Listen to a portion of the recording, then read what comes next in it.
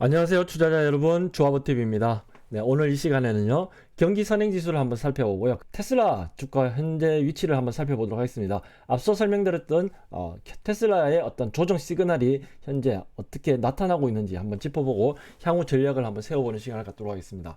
자, 먼저 보시는 그래프는 OECD 경기 선행지수입니다. 자, CLI라고 얘기하고요. Composite Leading Indicator라고 얘기하는데요. 자, 얘 그래프를 한번 보시면 붉은색은 OECD 평균, 그리고 파란색은 미국 경기, 그리고 이제 보라색은 한국 경기를 나타냅니다. 자, 보시면은 2020년도에 코로나 팬데믹 때문에 급하게 내려갔던 그 경기가 20년도의 후반부, 21년도까지는 상승 회복을 보였는데 금리를 급하게 인상했죠. 그것 때문에 이제 경기 선행지수가 이렇게 꺾여서 계속 내려가고 있습니다. 자, 현재까지도 이 하락 기울기는 여전히 유지되고 있습니다만, 다만 이 하락 기울기는 조금 완만해지고 있는 모양새를 보여주고 있습니다. 2023년이 되면은 급격한 경기 침체가 올 것이다 라는 우려가 많았습니다.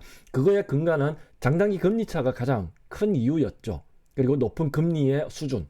예, 그렇지만 경기 선행지수의 흐름을 보면은 그 기울기가 조금 완만해지고 있다라는 사실을 현재 그래프, 즉 데이터에서 확인해 볼 수 있습니다. 2023년에는 경기가 크게 침체하는 게 아니라 연착륙을 보일 수도 있는 가능성도 지금 이 데이터에서 한번 살펴볼 수 있습니다. 지금 보시는 그래프는요, 미국 컨퍼런스 보드에서 매월 발표되는 경기 선행지수의 그래프입니다. 자, 이것은요, 향후 12개월 이내에 리세션이 발생할 수 있는 시그널에 대해서 이 그래프로 나타낸 건데요. 2022년도에 급하게 내려왔다가 지금 이 빨간색 그래프 보이시죠? 이 빨간색이 바로 이제 경기 침체, 즉 리세션 시그널로 빨간색을 표시를 해놓은 겁니다. 작년에 이미 뚫고 내려왔어요. 그래서 리세션 시그널은 이미 나왔었고, 이 데이터는 2월 1일 발표된 자료입니다. 그리고 작년 12월부터 해서요, 지금 그 기울기가 약간 완만해지고 있습니다. 2022년도에 바라봤을 때는 경기 침체 가능성이 굉장히 큰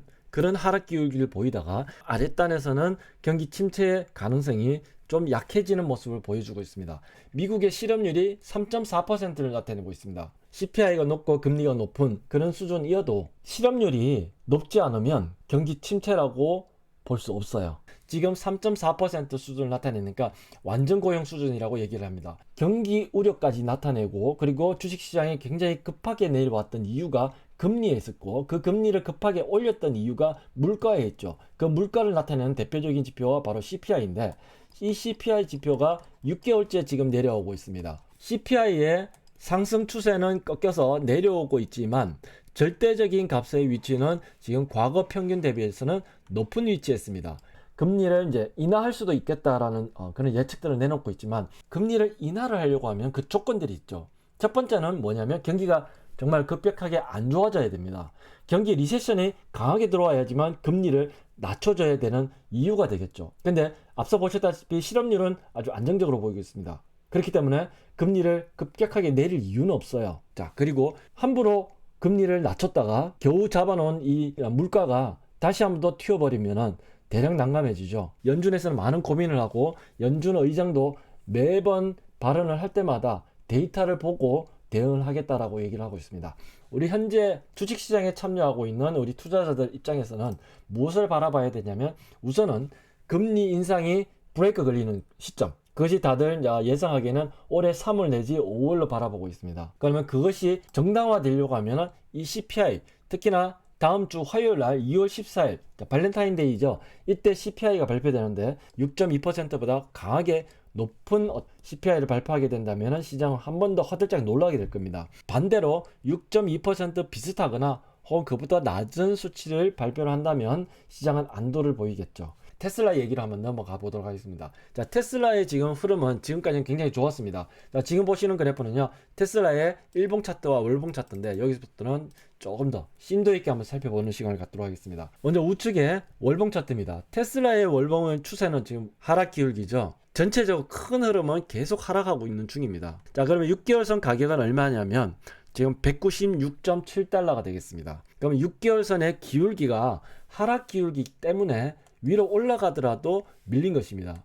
자, 그래서 이렇게 내려오고 있는데, 아직 얘가 기준선이 돌기에는 아직 이 평균 가격이 높기 때문에, 그래서 이렇게 올라갔다가도 내려오는 그런 모습을 보이고 있습니다. 이거를 일봉에서 한번 또 풀어서 보겠습니다. 지난주에 제가 게시판에 글을 올려드렸는데 보셨나 모르겠습니다. 매물권입니다. 장기 추세가 이어가는 흐름이고요. 그 장기 추세의 흐름이 이렇게 하락 추세로 이어진다는 것을 일봉에서 지금 볼 수 있는 겁니다. 자, 하락 추세에 이어지면서 이 구간은 매물권이라고 얘기를 할 수 있고요. 이 구간에 들어오면 조정을 받게 됩니다. 갈 땐 가더라도 이 구간에서는 한번 부딪히고 조정을 받은 뒤에 갈 수 있다는 거죠. 그 부딪히는 구간이 바로 가격적으로는 200달러가 첫 번째 벽이 됩니다. 그리고 요 위에는 얼마냐면 약 240달러가 돼요. 그러면 200에서 240달러 이 사이에는 매물권이란 얘기죠. 지금 21선이 밑에서 외바닥에서 올라가고 있습니다. 자, 바닥을 한 번밖에 안 준 거죠. 원버튼입니다. 한 번 가지고는 약발이 안 먹어요. 항상 두 번을 해야지만 그게 바닥을 형성하든 정점 꼭지점을 형성하든 두 번의 충격을 줘야지만 그것이 그 방향으로 흘러가는 어떤 속성이 있습니다. 그래서 지금 21선 기준으로 한 번 외바닥을 줬기 때문에 한 번 가지고는 위에서 막힐 수밖에 없어요. 그래서 다음 주에요. 5일선이 꺾어지는 흐름이 나오면 이 랭커 차트도 이제 마이너스 박스가 하나 그려질 겁니다. 그걸 미리 한번 살펴보는 시간이에요. 그래서 제가 그림을 앞으로 어떻게 흘러갈 건지 쭉 한번 예상 그래프를 한번 그려보도록 하겠습니다. 이런 흐름으로 흘러갈 것이고 그 정확한 위치와 가격은 그때그때마다 다르기 때문에 그것은 예측할 수 없지만 주가의 흘러가는 방향은 늘 거의 정해져 있어요. 그렇기 때문에 그 원리에 따라서 흘러가는 방향대로 우리는 매매 시점을 잡고 그래서 적당히 줄여줬다가 또 느려졌다가 이것을 반복하는 겁니다. 과거 흐름부터 한번 같이 연장선을 그어 볼게요. 자, 이게 굉장히 중요해요. 이렇게 올라왔다가 다시 내려오고 있습니다. 자, 그러면 파동은 3파동, 그리고 이번에 지금 올라가고 있기 때문에 얘는 4파동으로 올라가고 있습니다. 자, 21선을 한번 그려볼게요. 얘는 5파동까지 다 내려왔어요. 그러나서 올라가고 있습니다. 자, 이렇게 올라가고 있지만은 바닥은 한 번 형성했습니다. 그렇기 때문에 이것은 가짜 바닥이에요. 자, 이렇게 외바닥으로 올라갈 때는 어디가 부딪힌다 그랬습니까? 자, 다시 한번 더 계속 반복해 드립니다. 121선과 241선의 지금 역별 구간이고 이 가격대는 200달러부터 240달러입니다. 그럼 이 가격대가 바로 매물권이라고 얘기했고 이 가격대, 자, 이 안에 들어가서일 수도 있고요.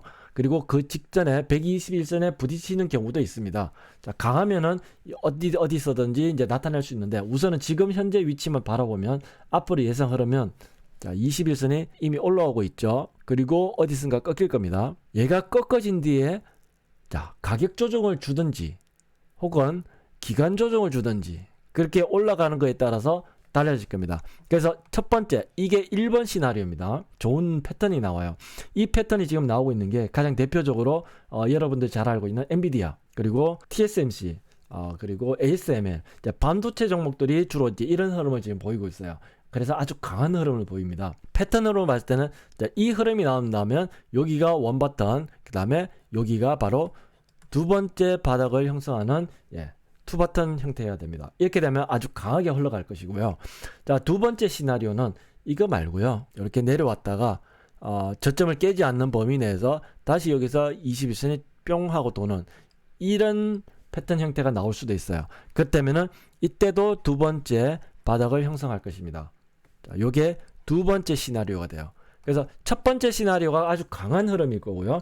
두 번째 시나리오대로 간다면은 이것은 조금 약하긴 한데 그래도 저점을 깨지 않는 그런 흐름에서 이어간다면 얘는 진정한 바닥, 진바닥을 또 형성하는 흐름이 나올 수 있습니다. 자, 요게 흘러가는 예상 시나리오가 될 것이고요. 이 다음에는 또 61선이 요 위에서 한 번 더 제껴야 돼요.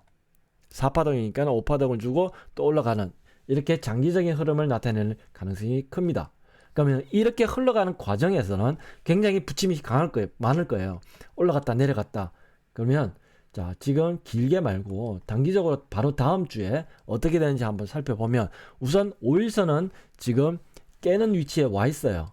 그래서 첫 번째, 바로 다음 주입니다. 5일선을 붕괴시키고 5일선이 꺾어지면서 음봉으로 하락을 한다면 이제 일봉상이 있습니다. 일봉의 5일선이 꺾어지고 그리고 음봉으로 바로 다음 주 월요일부터 꺾어지기 시작한다면 얘는 첫 번째 단기적으로 조정 신호입니다. 그리고 자, 얘가 이어지고 나서요. 다시 또 반등을 줄 수도 있어요. 5일선이 꺾어졌다가 반등을 줄 수도 있고, 혹은 바로 반등을 줄 수도 있어요. 그럼 바로 반등을 준다고 했을 때 5일선이 위에서는 다시 한 번 더 꺾어질 수 있습니다. 위에서는 매물권이기 때문이죠. 그래서 5일선이 원탑이 아니라 투탑을 이루게 된다면 강한 조정 신호가 되겠습니다. 다음 주가 굉장히 중요해요. 21선이 꺾어지려면 제일 먼저 뭐가 꺾어져야 되겠습니까? 5일선 기울기가 먼저 꺾어져야 돼요. 그죠? 5일선이 꺾어지고요. 그리고 나서 5일선 한 번 갖고는 안 됩니다. 아까 속성이 두 번이어야 된다고 말씀드렸죠. 5일선이 한 번 더 꺾어져요. 그러면 그 다음에는 21선이 이것보다 큰 21선이 올라오다가 꺾어집니다. 그러면 이게 좀 강한 신호가 되겠죠. 이런 시그널이 자, 다음 주부터 어느 시점에 나오는지를 계속 살펴봐야 됩니다. 그래서 지금 전략을 한번 세워볼게요. 중단기 물량은 비중을 축소하는 겁니다. 자, 그래서 어디에서 축소하는지 다시 한번 더 서머리 해드리면, 첫 번째, 바로 다음 주 월요일부터 5일선이 한번 탑을 이루고 꺾어지는 흐름이 나올 때, 그때 비중 축소입니다. 그리고 두 번째, 자, 5일선이 또 다시 반등을 보이고 쭉 위로 올라간다, $200 위로 올라간다고 가정해 볼게요. 정확한 신호는 5일선이 한 번 더 탑을 주는, 이때는 아주 강한 매도 신호입니다. 이 시그널이 나올 때마다 5일선이 꺾어지거나 혹은 안 꺾어지고 위로 올라갔다가 또 두 번 꺾어지는 시그널이 나올 때, 그때 아주 강한 시그널이니까 그때는 중단기 물량은 축소해주는 그런 대응 전략이 좋습니다. 왜냐하면요, 빠져나가는 게 아니라 잠시 잠깐 21선이 올라오다가 이렇게 꺾어질 수 있으니까 이 꺾어지는 시그널을 미리 체크를 한 겁니다. 그게 바로 여기 1번, 2번이에요. 이렇게 21선이 다시 한번 꺾어지게 되면 또 마이너스, 계산상으로는 마이너스 30% 정도의 변동이 보일 것 같아요. 그게 밑에 저점까지 보면은 약 $150입니다. 그러면 $200에서 $150까지. 그래서 이건 개인 성향에 따라서 다양하시기 때문에 나는 신경 쓰기 싫다, 그냥 장기로 그냥 묻어놓고 가고 싶다라고 하시면은 오케이, 그냥 신경 안 쓰고 가셔도 돼요. 근데 이렇게 30% 정도 다시 조정을 줄 때 나는 불안하다, 에이, 그때 미리 팔걸, 이런 생각이 분명히 드시는 분이 있을 겁니다. 그래서 제가 복합적으로 전략을 세워드린 거예요. 장기 물량은 가져가시고, 한 반은 가져가시고요, 반은 비중 축소를 하는데, 지금 다음 주부터 조정을 주는 시그널이 나올 때마다 비중을 줄여 나가자라는 말씀을 드립니다. 그러면 줄였다 그걸 현금화 시켰다가 또 다른 걸 태우냐, 그게 아니라 잠시 피신을 시켜놓고 이따가 다시 21선이 조정받은 뒤에 어디선가 또 올라갈 거예요. 그때 현금 가지고 있던 것을 다시 한 번 더 저가 매수로 들어가서 물량을 늘리는 겁니다. 그렇게 해서 올라가는 추세 때 같이 또 비중을 가득 채워서 올라가는 거예요. 그게 테슬라 투자할 때 제가 권장해 드리는 전략입니다. 반은 가지고 있고 반은 비중을 늘리기도 했다가 줄이기도 했다가, 그렇게 하면서 리스크를 좀 피하는 방법도 있죠. 그걸 같이 겸하면서 계속 끌고 가는 겁니다. 이렇게 하면은 중간중간에 수익도 날 수 있고요. 뿐만 아니라 장기 투자할 때도 굉장히 유리한 부분이 있습니다. 이유는 내가 심리적으로 많이 흔들릴 수 있기 때문이죠. 바로 작년을 생각해 보면은 공감하실 겁니다. 그래서 작년같이 그렇게 강하게 내려오는 시장은 이미 끝났고, 지금은 먼저 앞서거니 뒤서거니, 그리고 향후에 실적이 계속 좋아질 만한 그런 기업들은 계속 이 반등 추세에서 살아남고 그 추세가 상승으로 다시 전환될 수 있는 그런 흐름이 나타날 것입니다. 자, 먼저 앞서갔던 게 반도체 종목들이고, 대표적으로 엔비디아, TSMC, ASML 그런 종목들이 앞서가고 있습니다. 자, 21선 패턴 어떻습니까? 똑같죠? AMD는 조금 약하죠. 그래서 느리고요. 그 다음에 TSMC도 똑같은 패턴으로 가고 있죠. 이것들이 다 아울러진 게 바로 반도체 ETF. 자, SOX 보시면은 똑같은 패턴이죠. 그리고 SMH, 얘도 똑같은 패턴이죠. 그리고 ASML, 반도체 장비주인데 얘도 똑같은 패턴이죠. 반도체가 가장 빨리 이런 패턴으로서 강하게 시장을 리드하고 있고요. 테슬라도 우려보다는 나쁘진 않는데 얘는 좀 늦어요. 늦지만 우리가 테슬라 투자하는 데는 또 다른 펀더멘털적인 그리고 향후에 성장성을 계속 유지하면서 전기차 시장을 리딩하는 그런 선두 기업이니까 우리는 그걸 바라보면서 지금 투자를 이어가고 있지 않습니까? 그래서 지금 시장에서 좀 늦더라도 얘는 그거에 맞게끔 적절히 대응해 가면서 길게 끌고 갈 수 있는 그런 투자가 아주 좀 영리한 투자자가 이지 않을까라고 생각이 듭니다. 자, 그래서 이렇게 전략도 한번 세워보는 것입니다. 긴 영상 봐주셔서 감사합니다.